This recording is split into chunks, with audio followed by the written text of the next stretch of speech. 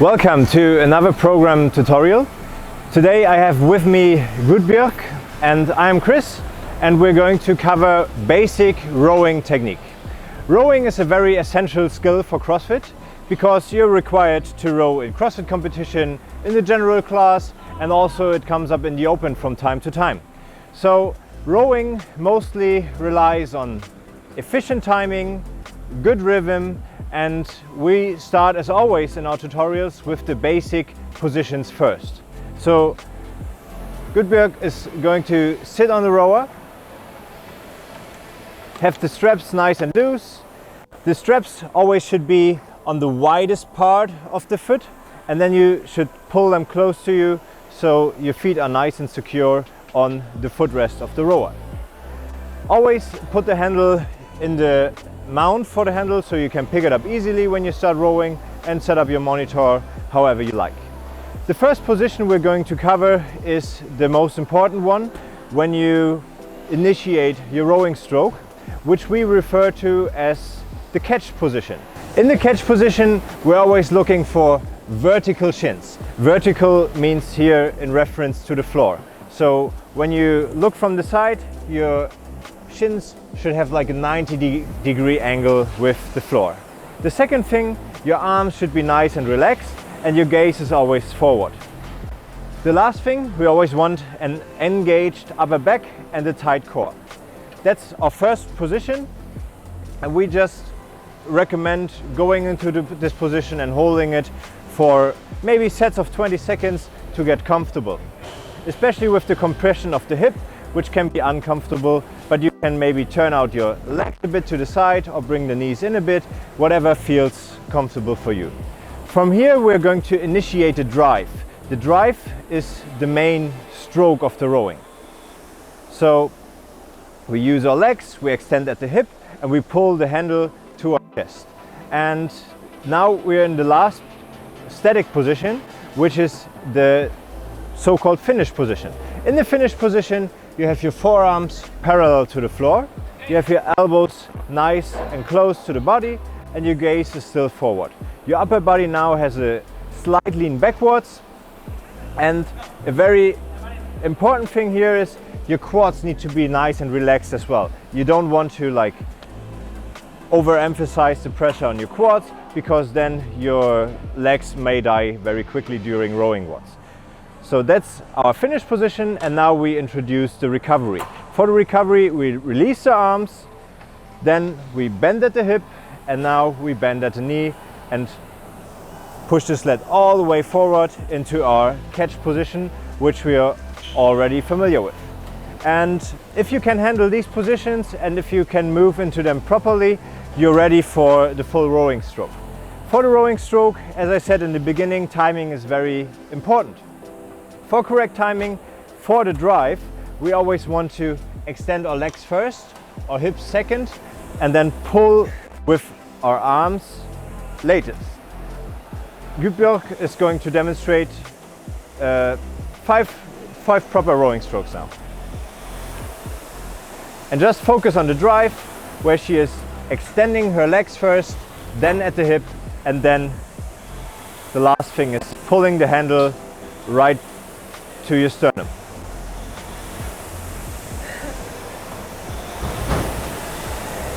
Okay, and relax.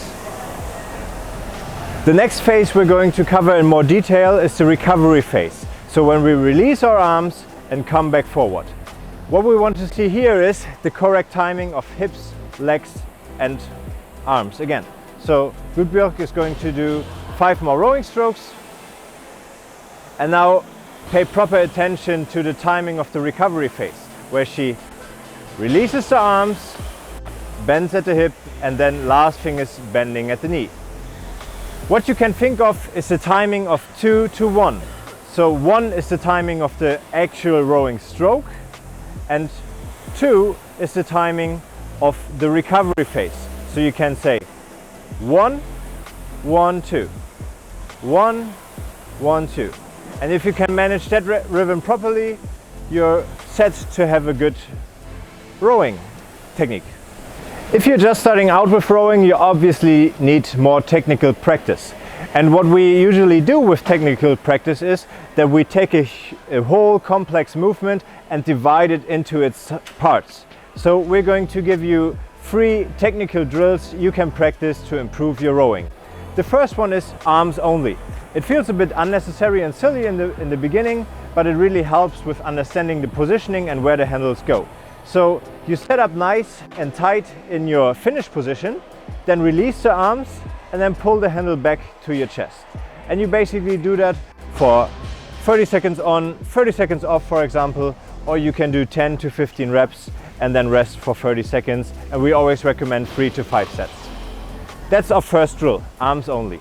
The second drill will be hips and arms. So we also add the timing of the hips for the recovery phase. So as we release our arms, we're now going to bend at the hips, try to maintain a nice flat back and engaged upper back. And now we extend at the hip again and pull the handle towards our rib cage. We always recommend 10 to 15 reps here as well, or 30 seconds on, 30 seconds off.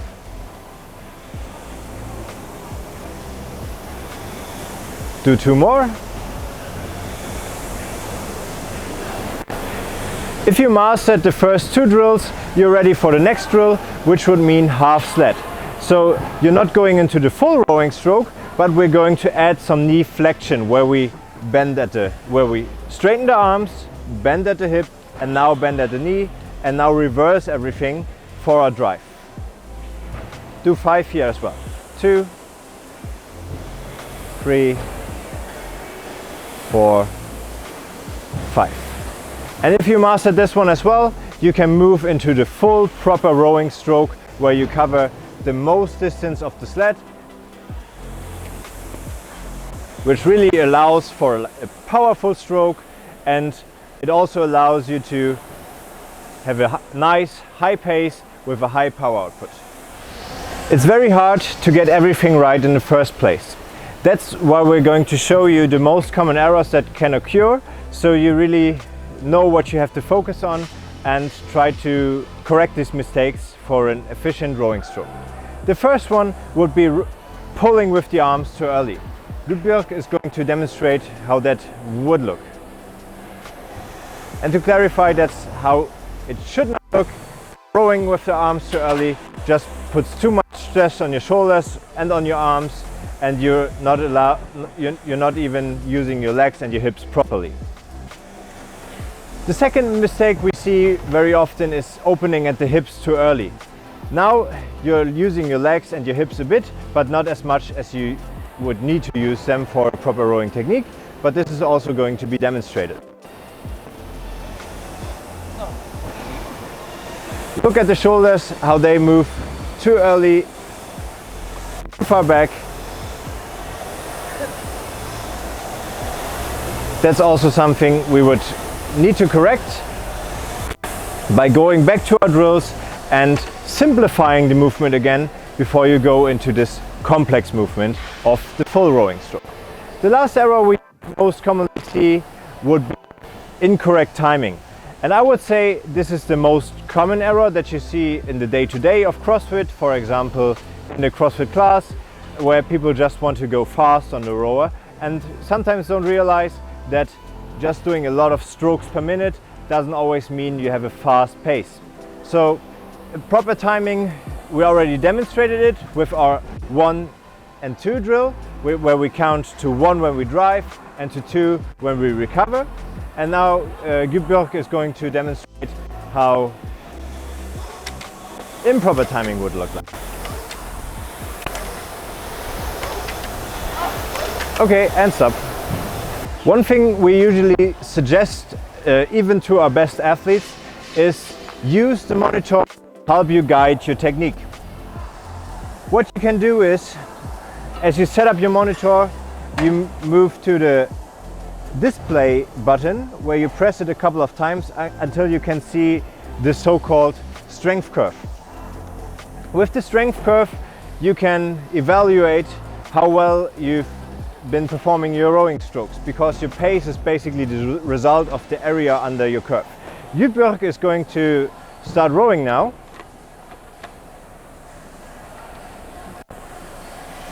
do a proper rowing stroke for 10 strokes.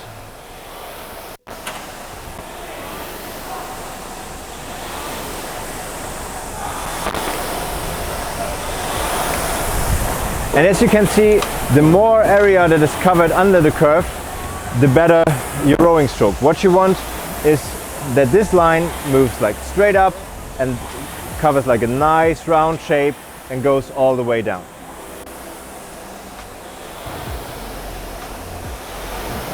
We hope that you enjoyed the rowing tutorial and that you gained something out of it and that it's helpful for you.